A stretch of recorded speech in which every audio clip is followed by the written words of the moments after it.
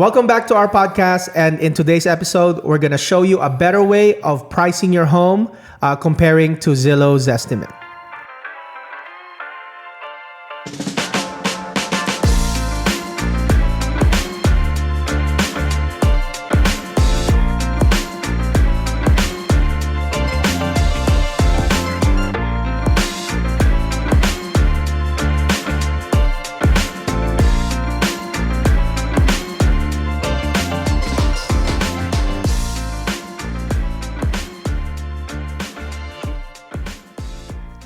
All right. So, Jose, Zillow's estimate, what do they do that's inaccurate?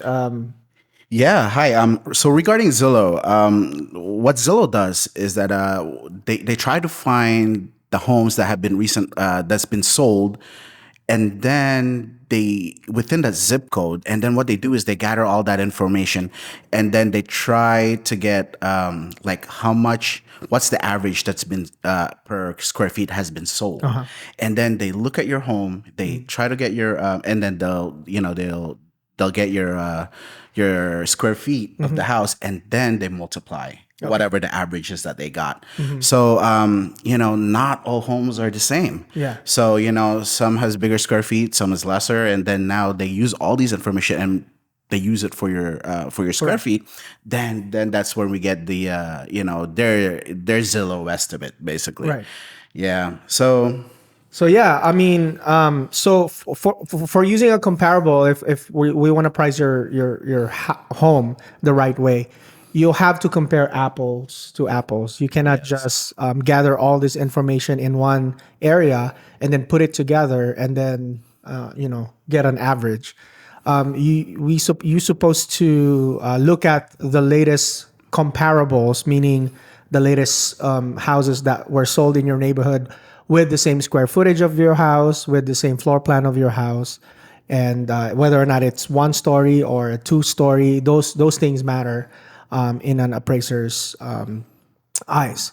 So what's the process? What's your process, Jose, when you're doing pricing for your sellers? Yeah. So what I do is, when a seller calls me and be like, "Hey, can you come over? Look at my house, see how much we can go for it. What's my price, or how do you do it?" So basically, I find within that neighborhood, I would try to find a home that has been recently sold, Right. and then I want to make sure that that home is the same compared to my client's house. Yeah. So as you said earlier, apples to apples, it has to be apples to apples.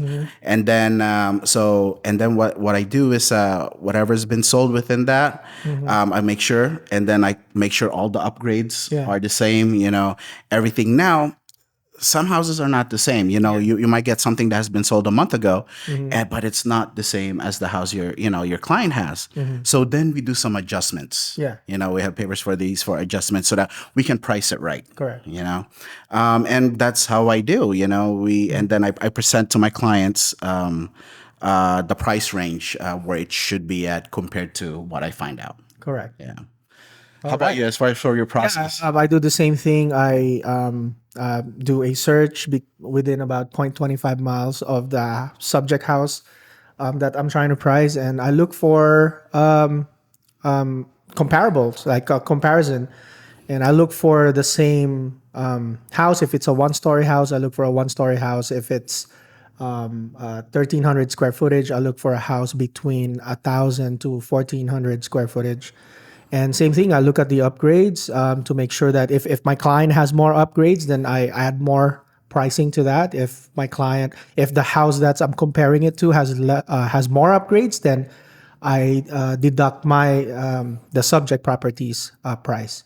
So that's how we do our pricing. Unlike Zillow, where they just do an average from who knows when the houses were sold.